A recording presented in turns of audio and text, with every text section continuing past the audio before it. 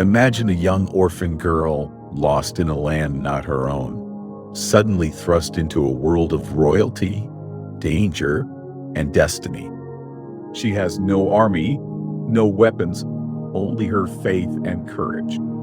But what if she alone held the fate of an entire nation in her hands? This is the story of Esther, the queen who risked everything to save her people. Stay with me, because this is a tale you will never forget. Long ago, in the mighty kingdom of Persia, where kings ruled with absolute power and soldiers marched through grand streets, there lived a young girl named Hadassah. She was not a princess. She was not the daughter of a great warrior. She was just a simple orphan, raised by her wise cousin Mordecai, a man who served at the king's gate. The Jews, they were a people of faith, different from the rest, for they worshipped one God, the unseen but mighty creator of heaven and earth. In the great palace of Shushan, King Ahasuerus ruled over 127 provinces, from India to Ethiopia.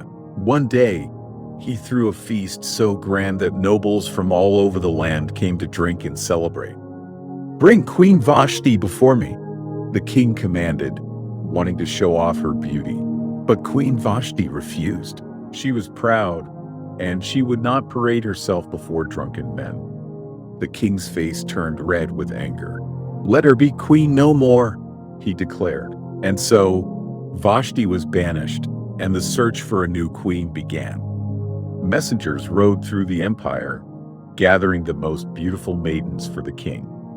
Among them was Hadassah, but here, she was called Esther, a name that meant star. Before she left, Mordecai, her cousin, whispered to her, "Esther, do not tell them you are a Jew. Keep your secret." For 1 whole year, the young women were bathed in perfumes, dressed in silk, and taught royal manners. But when Esther's turn came, she did not ask for riches or jewels. She carried only her grace, her wisdom, and a humble heart. The moment King Ahasuerus saw her, he was enchanted. "This one," he declared, "shall be my queen." And so, the orphan girl became Queen Esther of Persia. But trouble was brewing in the kingdom. A man named Haman, the king's highest official, was filled with pride. He demanded that all people bow before him. Yet, there was one man who refused. Mordecai stood tall, unbending. "I bow only to my God," he said. Haman's heart burned with rage. If he will not bow, then all his people shall perish. That night, he tricked the king into signing a terrible law, a decree that on one dreadful day, all Jews in the land would be killed. Mordecai tore his clothes in sorrow and sent a message to Esther. "You must go to the king. You must save our people," he said, but Esther trembled. No one, not even the queen, could go before the king without being summoned. If she dared approach and the king did not extend his golden scepter, she would be put to death. Mordecai's words echoed in her heart. "Who knows? Perhaps you were made queen for such a time as this," he said. Esther took a deep breath. "Tell my people to fast and pray. I will go to the king, and if I perish, I perish." On the 3rd day, Esther dressed in her finest royal robes. As she stepped into the grand hall, the guards gasped. The courtiers fell silent. The king's face was unreadable. Then, slowly, he lifted his golden scepter toward her. "What is it, my queen?" he asked. "Ask for anything, and it shall be yours." Instead of asking immediately, Esther invited the king and Haman to a feast. Haman, drunk with pride, boasted, "Even the queen favors me." But that night, the king could not sleep. He ordered his servants to read the royal records, and he discovered that Mordecai had once saved his life, yet had never been rewarded. The next morning, the king asked, "What should be done for a man the king delights to honor?" Haman, thinking it was for himself, said, "Dress him in royal robes and let him ride on the king's horse through the streets."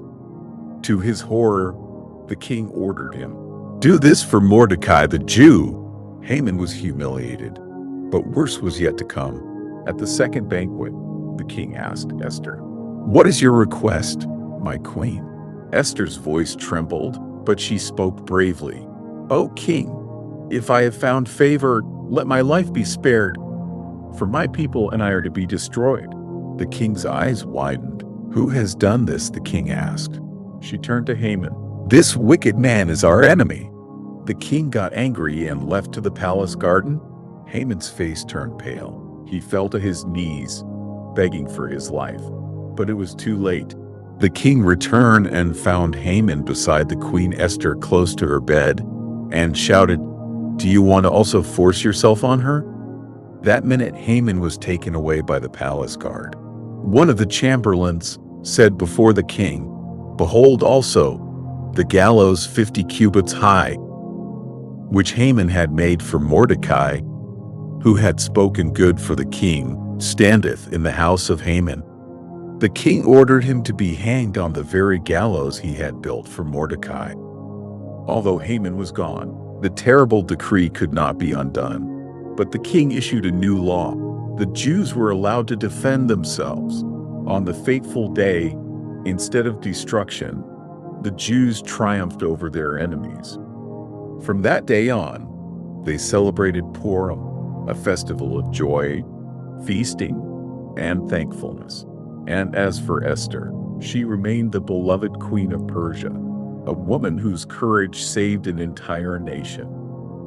But tell me, what would you do if you were in Esther's place? Would you have the courage to speak up, even if it meant risking everything?